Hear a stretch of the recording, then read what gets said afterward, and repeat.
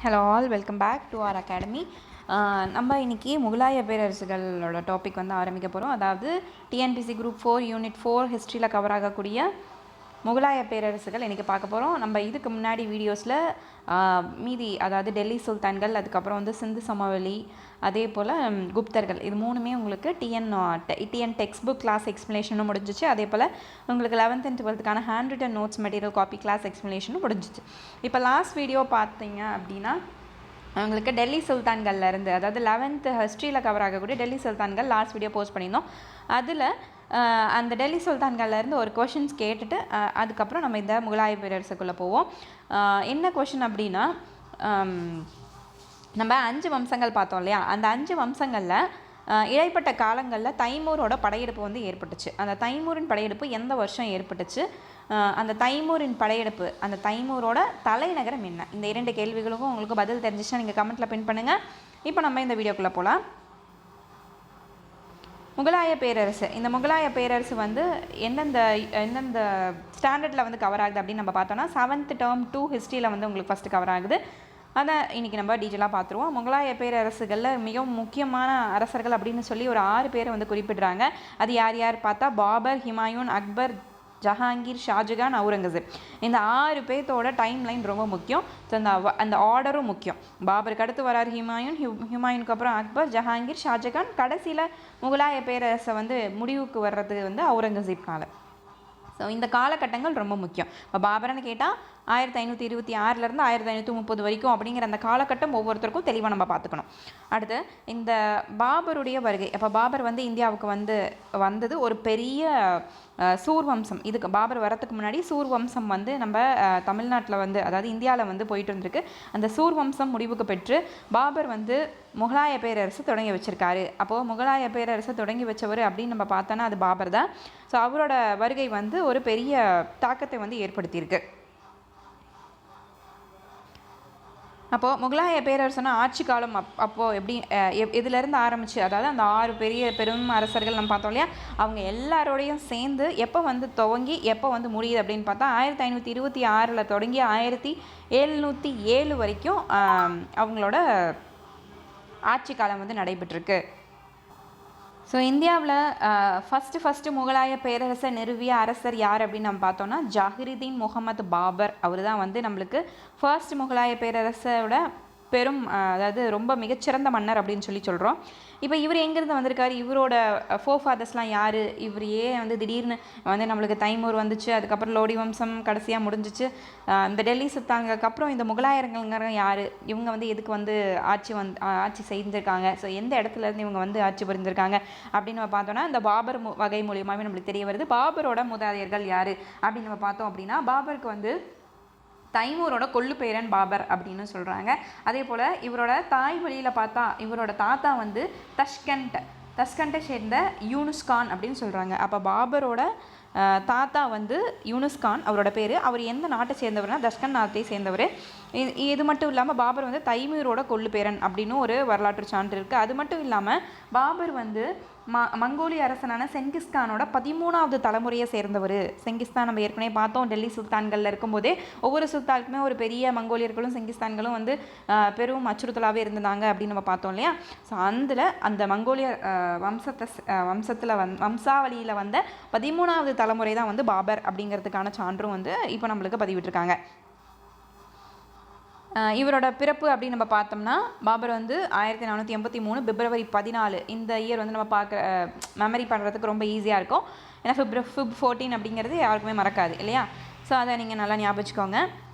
இந்த ஜாகிருதீன் அப்படிங்கிற அவரோட பேருக்கான அர்த்தம் என்ன? எதுக்காக இந்த ஜாகிருதீன் முகமது பாபர் அப்படின்னு சொல்லி வச்சாங்க? ஜாகிருதீன் அப்படின்னா அர்த்தம் வந்து நம்பிக்கையை காப்பவர் அப்படின்னு அர்த்தம். ஸோ மக்களாக இருக்கட்டும், இல்லை தன்னோட தந்தையாக இருக்கட்டும், தங்களை ஒரு போஸ்டிங்க்கு வந்து நியமிச்சிருக்காங்க அப்படின்னா அவங்க நம்பிக்கையை நம்ம காப்பாற்றணும் அப்படிங்கிறதுக்கான அர்த்தம்.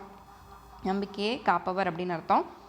சரி, இந்த பாபர் வந்து எப்படி மன்னர் ஆனார் அப்படின்னு பார்த்தா தன்னோட 12வது வயசில் பாபருக்கு ஒரு போஸ்டிங் வந்து தராங்க, ஒரு பதவி வந்து தராங்க. நீ வந்து ஒரு சின்ன ஒரு பகுதிக்கு வந்து அரசனாக இருப்பா அப்படின்னு சொல்லி ஒரு சின்ன பகுதி அவர்கிட்ட தராங்க. அந்த பகுதி என்ன அப்படின்னா பர்கானா அப்படிங்கிற ஒரு பகுதியை தராங்க. அந்த பகுதியில் கொஞ்சம் காலம் வந்து அவர் ஆட்சி செஞ்சுட்டு வரார். இப்போ அவர் ஆட்சி செஞ்சுட்டு வந்துட்டு இருந்த அந்த காலத்தில் குறுகிய காலத்திலேயே உஸ்பெக்குகள் அப்படிங்கிற ஒரு ஒரு இனத்தை சேர்ந்தவங்க. எப்படி மங்கோலியர்கள் அதே போல் இவங்கள சொல்கிறோம் இல்லையா, அந்த மாதிரியான அந்த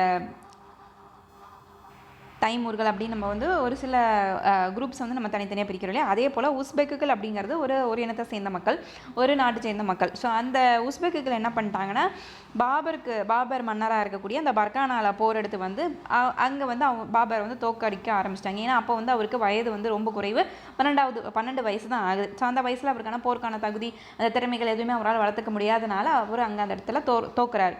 ஸோ தோத்ததுக்கப்புறம் அங்கேருந்து என்ன பண்ணுறாரு அப்படின்னா, துரத்தி அடிக்கப்பட்டார். அந்த இடத்துல இருந்து அவர் வந்து ஓடிட்டார், வேறு இடத்துக்கு போய் தஞ்சம் புகுந்துடுறாரு. அப்புறம் ஒரு 10 ஆண்டுகள் வந்து தன்னை ட்ரைன் பண்ணிக்கிறாரு, நல்லா டெவலப் பண்ணி தன்னோட ஸ்கில்ஸ் எல்லாம் டெவலப் பண்ணிக்கிட்டு அதுக்கப்புறம் திருப்பி இறங்குறாரு. அப்போ தான் வந்து அந்த போர் வந்து ஃபைனலாக ஸ்டார்ட் ஆகுது. அவர் வந்து 10 ஆண்டுகள் கழித்து காபூலில் என்ட்ராகிறாரு. காபூல் அப்படிங்கிற இடத்துல என்ட்ராகி அங்கே வந்து அவரோட ஆட்சியை நிறுவி அங்கே அவர் மன்னராக வந்து தன்னை முடிசூட்டி கொள்கிறாரு. இதுக்கு அடுத்தது என்ன நடக்குது? ஸோ இப்போ ஒரு மன்னர் ஆகிட்டார். அதுக்கப்புறம் இவரை தேடி 2 பேர் வராங்க. ஒன்று நம்ம டெல்லி சுல்தானே பார்த்தோம் இல்லையா, கடைசி டெல்லி சுல்தானோட ஃபாதர் இன்லாவான, அதாவது மாமனாரான ஆலம் கான் வந்து வராரு. அதே போல் தௌலத் கான் லோடியின் மகன் திவாகர் கான், இவங்க 2 பேரும் பாபரை தேடி காபூலுக்கு வந்து வராங்க.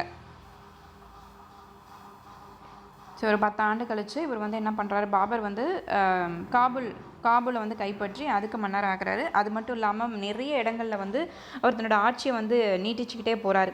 பல இடங்களுக்கு போகிறாரு, அதாவது மத்திய ஆசிய பகுதிகள், அது மட்டும் இல்லாமல் பஞ்சாபு, இந்த மாதிரியான பல எல்லைகளை கடந்து ஒவ்வொரு இடத்தையுமே தன்னோட ஆக்கிரமிப்புக்குள்ளே கொண்டு வந்துட்டு ஒரு பெரிய ஆட்சியாளராக தன்னை நிறுவிக்கிட்டு இருக்க காலத்தில் 2 பேர் வந்து இவரை வந்து சந்திக்க வராங்க. அவர் வந்து யார் அப்படின்னா, ஒன்று வந்து ஏற்கனவே சொன்ன மாதிரி டெல்லி சுல்தான் இப்ராஹிம் லோடி, அவரை வந்து அந்த பதவியிலேருந்து நீக்கணும் அப்படிங்கிறதுக்காக 2 பேர் அவர்கிட்ட ஹெல்ப் கேட்டு வராங்க. யாரை? கடைசி டெல்லி சுல்தானான லோடி வம்சம் தானே கடைசி இருந்திருக்கு, அதில் இப்ராஹிம் லோடியை தன்னை பதவி விட்டு நீக்கணும் அப்படின்னு சொல்லி 2 பேரை ஹெல்ப் கேட்டு இவர்கிட்ட வராங்க. யார் வந்தவங்க அப்படின்னா, 2 பேர் வந்திருக்காங்க. இந்த ஹிண்ட்ஸை நீங்கள் நோட் பண்ணிக்கோங்க. 2 பேர், ஒருத்தர் வந்து திவாகர் கான், இன்னொன்று ஆலம் கான். இவங்க 2 பேரும். திவாகர் கான் வந்து யாருன்னா லோடியோட மகன், அதே போல் ஆலம் கான் வந்து டெல்லி சுல்தானோட மாமனார். இவங்க 2 பேருமே வந்து பாபர்கிட்ட ஹெல்ப் கேட்குறாங்க. ஸோ அதனால் பாபர் வந்து இதில் இன்வால்வ் ஆகி அவங்களுக்காக ஃபைட் பண்ணுறாரு. ஸோ சண்டை பண்ணதுக்கப்புறம் அந்த லோடி வம்சம் வந்து அதோடு முற்று பெறுது. ஸோ இந்த போரை தான் நம்ம என்னன்னு சொல்கிறோம் அப்படின்னா, 2ஆம் பானிபட் போர் அப்படின்னு சொல்லி சொல்கிறோம்.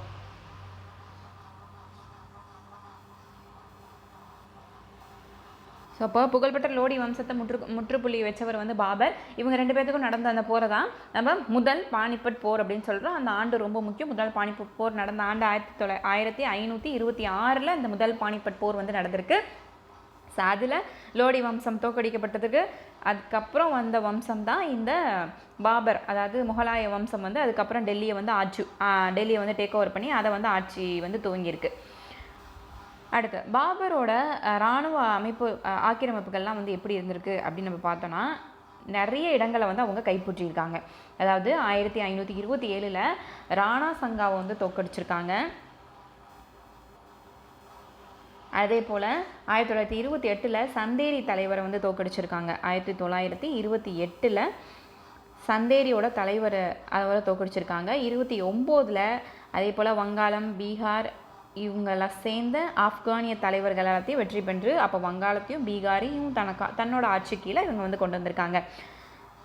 அது மட்டும் இல்லாமல் 1530 வந்து பாபர் வந்து இறந்திருக்கார். அப்போ இவரோட ஆக்கிரமிப்புகள், இராணுவ படை வீரரின் ஆக்கிரமிப்புகள் அப்படின்னு பார்த்தா 1527 இராணுவ சங்காவை தோற்கடித்தது, 1528 சந்தேரி தலைவரான தோற்கடித்தது, 1930 இவர் இறந்திருக்காரு. அது மட்டும் இவரோட ஆக்கிரமிப்பில் நம்ம சொல்லலாம். அடுத்ததாக பாபருக்கு வந்து ரொம்ப முக்கியம் வாய்ந்த பாபர் என்ன சொல்லலாம்னா, பாபர் வந்து 2 மொழிகள் வந்து ரொம்ப புலமை பெற்றிருந்தார். ஒன்று துருக்கிய மொழி, இன்னொன்று பாரசீக மொழி. இது 2லேயுமே அவரோட புலமை வந்து ரொம்ப அதிகமாக தான் இருந்துச்சு. பாபரோட சுயசரிதர் எப்படின்னு பார்த்தோம்னா துக் இ பாபரி அப்படின்னு நம்ம சொல்லுவோம். ஸோ இவரோட சுயசரிதையை அவரே வந்து எழுதியிருக்காரு, துக் ஐ பாபரி. இது ரொம்ப இம்பார்ட்டண்ட்டான கொஷின்.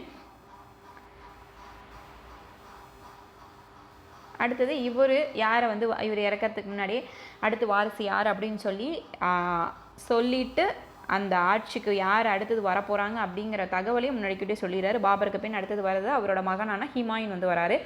ஆக்சுவலி பாபருக்கு வந்து என்னென்னா 4 பசங்க வந்து இருந்திருக்காங்க. அப்போது யாரெல்லாம் அவங்களோட பசங்க அப்படின்னா கம்ரான், ஹிண்டல், ஆஸ்காரி ஆகிய 4 பேர் யாரோட சேர்த்து ஹுமாயூனோட சேர்த்து 4 பேர் இருந்திருக்காங்க. இப்போது இவர் வந்து என்ன பண்ணுறாரு, ஹுமாயூன் வந்து ஏன்னா அப்பா வந்து ஹுமாயூனை ஏற்கனவே வந்து தனக்கு அடுத்த அரசனாக அறிவிச்சிட்டார் இல்லையா. அப்போது தனக்கு கீழே இருக்கக்கூடிய தம்பிங்களுக்கு ஒரு குட்டி குட்டி நாட்டை வந்து பிரித்து அதுக்கு நீங்கள் மன்னனாக இருங்க அப்படின்னு சொல்லி வந்ததுமே அவர் பிரித்து கொடுத்துட்டார்.